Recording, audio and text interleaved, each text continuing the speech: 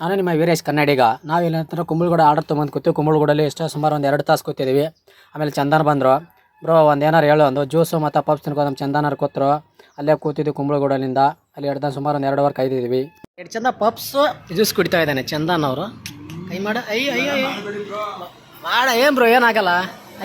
Smile ಕೊಡು bro. ನಿಮ್ಮ ಹುಡುಗಿ ನೋಡ್ತಾ ಸ್ಮೈಲ್ ಕೊಡು ಬ್ರೋ.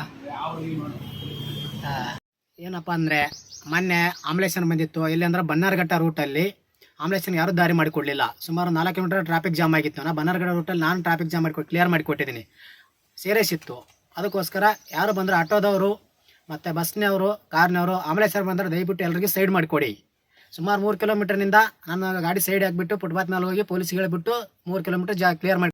ಕನ್ನಡ ಮಣ್ಣನ್ನು ರಕ್ಷಿಸಲು ನೆತ್ತರವನ್ನೇ ಹರಿಸಿದರು. ಈ ಕನ್ನಡ ತಾಯಿಯ ಮಡಿಲಲ್ಲಿ ವೀರ ಮರಣವ